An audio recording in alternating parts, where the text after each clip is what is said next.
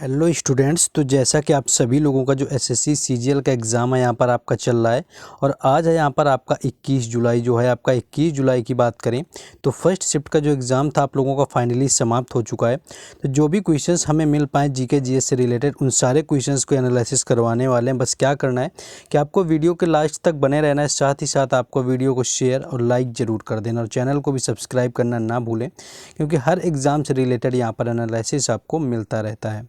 पहला क्वेश्चन आपका देखिए हिस्ट्री से पूछा गया था। हिस्ट्री आपका ये देखिए अकबर यानी कि बीच का था आपका मिडल का, कि अकबर के समय में बंजर पड़ी भूमि को क्या कहा जाता था। तो अगर बंजर पड़ी भूमि जो खाली भूमि होती थी अकबर के समय में उसको आपका छच्छर या चाचर भूमि कहा जाता था। बाकी ऑप्शन तो नहीं मिल पाए कि बिल्कुल एग्जैक्ट हम यहाँ पर बता पाएँ, लेकिन जो उस समय बंजर पड़ी हुई भूमि होती थी अकबर के समय में वो आपकी छच्छर या चाचर कहलाती थी।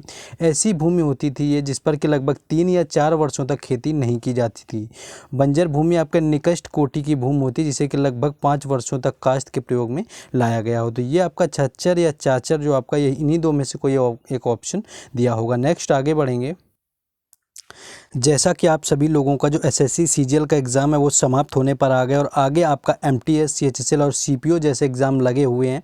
तो इन सभी एग्ज़ाम की बेहतरीन प्रिपरेशन करने के लिए आपके लिए यहाँ पर आपका जो मिशन एसएससी के तहत ऑलिव बोर्ड आपका लेके आ चुका है फाउंडेशन बैच 2.0 के नाम से, जो कि आपका सीजीएल, सीपीओ, एमटीएस, स्टेनो और दिल्ली पुलिस सभी के लिए बिल्कुल बेहतरीन तैयारी करवाने वाला है, जिसके अंदर आपको मिलने वाली हैं 250 प्लस कॉम्प्रिहेंसिव क्लासेस आपकी मिलेंगे, 250 प्लस यानी कि। बाकी इसके साथ आपका सारे सब्जेक्ट का कंप्लीट कवरेज करवाया जाएगा, जिसमें कि आपका reasoning, maths, English, GK, GS और कंप्यूटर होने वाला है। और बाकी special coverage of new topics and latest syllabus, यानी कि जो कुछ न्यू टॉपिक्स हैं उनको यहाँ पर कवर किया जाएगा, साथ ही साथ लेटेस्ट आपका सिलेबस के तौर पर यहाँ पर सारी चीज़ें प्रोवाइड कराई जाएंगी। अगर लैंग्वेज की बात कर लें तो मीडियम आपका इसमें हिंदी और इंग्लिश यानी कि बाइलिंगुअल लैंग्वेज में आपका होने वाला है। बाकी इसके आप अगर डिटेल्स देखना चाहते हैं कि इसका रेट क्या हुआ है तो वहाँ पर आप लिंक में जाकर जैसे ही क्लिक करेंगे, डिस्क्रिप्शन में लिंक दिया हुआ है, वहाँ से आपको सारी जानकारी मिल जाएगी। और वहाँ पर मेरा एक कूपन कोड दिया हुआ है, वहाँ पर अब वैसे तो आपको 30% यहाँ पर ऑफ मिल रहा है, लेकिन मेरा कूपन कोड आपको यूज करेंगे तो वहाँ पर आपको 5% का एडिशनल डिस्काउंट और दे दिया जाएगा, जिसका लिंक जो है आपको डिस्क्रिप्शन में दे दिया गया है। चलिए क्वेश्चन में वापस आएंगे।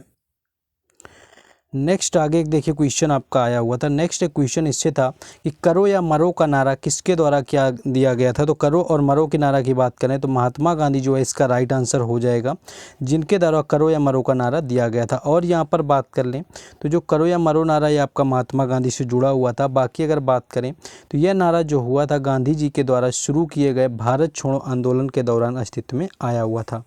नारा जो था आपका आधिकारिक तौर पर 9 अगस्त 1942 को महात्मा गांधी के नेतृत्व में भारतीय राष्ट्रीय कांग्रेस के द्वारा शुरू किया गया था और आंदोलन ने भारत छोड़ो या भारत छोड़ो के नारे दिए थे आपके अंग्रेजों से। तो ये आपका 1942 में दिया गया था।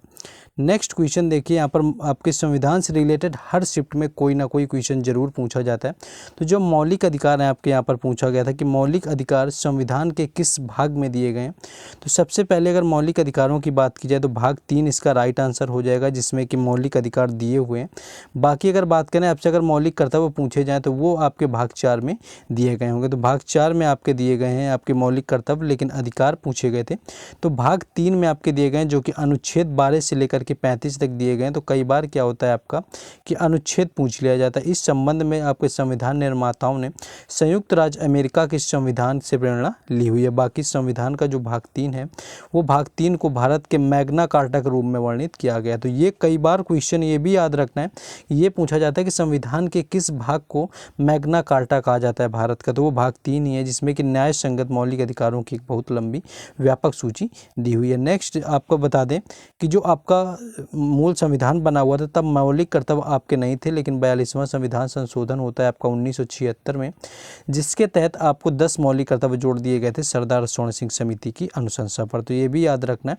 तो क्वेश्चन इससे भी रिलेटेड जो है आपके पूछ लिए जा रहे हैं। नेक्स्ट क्वेश्चन एक देखिए आपका यहाँ पर डांस से पूछा गया था कि जो आपका छऊ नृत्य होता है वह कितने राज्यों में मनाया जाता है। तो यहाँ पर अगर छऊ नृत्य की आप बात कर लें तो अगर आपसे ये पूछा गया था कि कितने राज्यों में मनाया जाता है तो जो 3 राज्य हैं आपका राइट आंसर हो जाएगा जिनमें कि छऊ नृत्य आपका मनाया जाता है, और जिसमें कि आपका एक तो पहला झारखंड राज्य आ जाता है, दूसरा आपका उड़ीसा आ जाता है और तीसरा आपका आ जाता है पश्चिम बंगाल। लेकिन इनके जो छऊ हैं अलग अलग नाम से जाने जाते हैं, जैसे कि झारखंड आपका सरायकेला छऊ हो जाएगा, उड़ीसा का आपका मयूरभंज छऊ होता है और पश्चिम बंगाल का जो होता है आपका पुरुलिया छऊ होता है। मुखौटे सरायकेला और पुरुलिया के नृत्य में अभिन्न अंग होते हैं, यानी कि इनमें मुखौटा पहनते हैं जो कि आपका सरायकेला होता है और आपका पुरुलिया होता है। तो 3 राज्यों से आपका संबंधित है। कई बार आपका क्वेश्चन ये पूछा गया कि आपका किस क्षेत्र में आता है, तो उसमें पूर्वी भारत आपका राइट आंसर होता है। पूर्वी भारत देते हैं, दक्षिणी भारत, पश्चिमी भारत, उत्तरी भारत, तो ये आपका पूर्वी भारत के अंतर्गत भी आपका हो जाता है। तो इस तरह से भी क्वेश्चन जो है आपको पिछले बार पूछे जा चुके हैं। नेक्स्ट क्वेश्चन देखेंगे।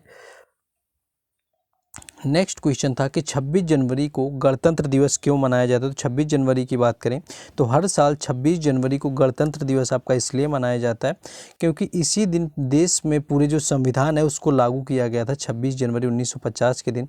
और 26 जनवरी 1950 को संविधान लागू होने के साथ ही भारत को पूर्ण राज्य घोषित किया गया था। यही वजह थी कि हर साल इस खास दिन की याद में 26 जनवरी को आपको गणतंत्र दिवस मनाया जाता है। तो कई बार आपसे क्वेश्चन ये पूछा जाता है कि कब आपका अंगीकृत किया गया था, कब अपनाया गया था, तो वो आपका 26 नवंबर 1949 हो जाता है। अभी किसी दिन तीसरे चौथे शिफ्ट में क्वेश्चन आया हुआ था, तो लोगों में कन्फ्यूजन था कि जो भारतीय संविधान है उसको कब अंगीकृत किया गया, यानी कि कब अपनाया गया। अगर इसकी बात कर लें तो ये आपका अपनाया गया था 26 नवंबर 1949 का। तो ये क्वेश्चन आपको जो पूछा गया था तो इसमें थोड़ा सा डाउट लोगों को हो जाता है। बाकी नेक्स्ट आगे बढ़ेंगे, लेकिन देखिए हाँ ये आपको बताना था कि जो आपको फ्री PDF है वो आपको टेलीग्राम में प्रोवाइड करा दी जाती है।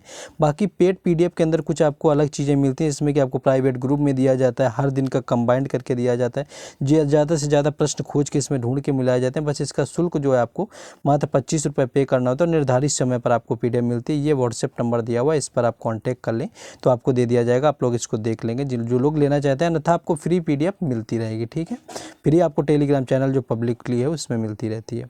नेक्स्ट क्वेश्चन आपका था कि गोदावरी की सहायक नदी कौन सी नहीं है। क्वेश्चन आपका ये पूछा गया था कि गोदावरी की कौन सी नहीं है। तो गोदावरी की अगर बात करें तो गोदावरी जो नदी है भारत की सबसे बड़ी प्रायद्वीप नदी है। पहले तो ये याद रखना है क्योंकि ये भी पूछा जाता है कि जो प्रायद्वीपीय नदी है भारत की सबसे बड़ी वो कौन सी होती है, तो वो आपकी गोदावरी है। बाकी अगर बात करें गोदावरी के बारे में तो गंगा के बाद में भारत की दूसरी सबसे लंबी नदी, यानी कि सबसे लंबी नदी जो भारत की है वो गंगा है, लेकिन उससे के बाद अगर दूसरी की बात की जाए तो वो गोदावरी आ जाती है। इसका जो उद्गम स्थल है वो त्र्यंबकेश्वर आपका महाराष्ट्र से होता है। ये भी कई बार क्वेश्चन उद्गम से रिलेटेड पूछा गया है। बाकी ये भी तक पूछा जाता है किस किस राज्य में बहती है, तो महाराष्ट्र, छत्तीसगढ़, तेलंगाना, आंध्र प्रदेश राज्यों से होकर के बहती है। आपकी इन राज्यों में जो है आपका गोदावरी नदी बहती है, जिसे कि वृद्धा गंगा के नाम से जाना जाता है। बाकी इसके अगर बाएं तट की सहायक नदियों की बात करें तो आपकी पूर्णा, प्राणहिता, इंद्रावती और स्वराज, जो ये कुछ नदियां हैं ये बाएं तट से आपकी सहायक नदियां हैं आपकी गोदावरी के। बाकी अगर आपसे दाएं तट की बात कर लें कि दाहिने तट से कौन सी है, तो दाहिने तट की जो सहायक नदियां उसमें प्रवर, मंजीरा और मनियार नदी आ जाती है। प्राणहिता नदी की बात करें तो गोदावरी की अगर सबसे बड़ी नदी पूछी जाए तो वो प्राणहिता होती है। और गोदावरी जो आपकी होती है इस पर निर्मित जो आपके बांध बने हुए हैं आप इसमें, तो एक जयकवाड़ी बांध बना हुआ है, गंगापुर बांध है, बबली परियोजना है, श्री राम सागर बांध है, ये नदियाँ पर आपके गोदावरी में बांध बने हुए हैं। बाकी आपके कौरिंगा मैंग्रोव वन जो होते हैं, आपके मैंग्रोव वन होते हैं वो गोदावरी नदी के डेल्टा में पाए जाते हैं। और जो बराकर नदी है ये दामोदर नदी की सहायक नदी होती है। शायद आपको ऑप्शन में एक स्टूडेंट बता रहा था कि बराकर नदी दिया हुआ था, तो जो बराकर नदी यहाँ पर अगर आपकी दी गई होगी तो वो जो है आपकी गोदावरी की सहायक नदी यहाँ पर नहीं होगी।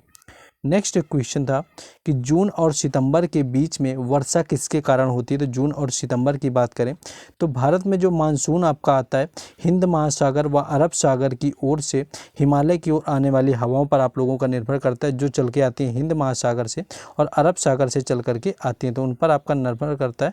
बाकी दक्षिण पश्चिमी तट पर आपके पश्चिमी तट से टकराती हैं, जिसके कारण आपका दक्षिण एशिया में जून और सितंबर के बीच में आपकी सक्रिय रहती हैं। नेक्स्ट क्वेश्चन पूछा गया था कि अनुच्छेद 280 के अनुसार वित्त आयोग की सिफारिश किसके द्वारा की जाती है। तो राष्ट्रपति जो है इसका राइट आंसर हो जाएगा, जिसके द्वारा की जाती है। बाकी जो संविधान का अनुच्छेद 280 है, इसके तहत भारत के वित्त आयोग का गठन राष्ट्रपति के द्वारा किया जाता है। अनुच्छेद 280 के अनुसार वित्त आयोग की स्थापना 5 वर्ष की अवधि के लिए की जाती है और आयोग के राष्ट्रपति द्वारा गठित एक संवैधानिक निकाय है जो केंद्र के करों और राज्यों के हिस्से पर राष्ट्रपति को अपना सुझाव देता है, जिसका गठन होता है राष्ट्रपति के द्वारा आपका 5 वर्ष की अवधि के लिए आपका किया जाता है। तो ये क्वेश्चन आपको यहाँ पर पूछे गए थे आज आपका फर्स्ट शिफ्ट में यहाँ पर 21 जुलाई में। तो जिन लोगों ने अभी तक वीडियो को लाइक, शेयर और चैनल को सब्सक्राइब ना किया हो तो कर लेना है, क्योंकि हर एग्जाम का हर शिफ्ट का एनालिसिस यहाँ पर आपको मिलेगा। बाकी जो फ्री PDF का लिंक है आपको डिस्क्रिप्शन में दे दिया गया, तो टेलीग्राम चैनल और व्हाट्सएप ग्रुप से भी जुड़ जाना है, जिनके लिंक आपको डिस्क्रिप्शन में दिए गए हैं।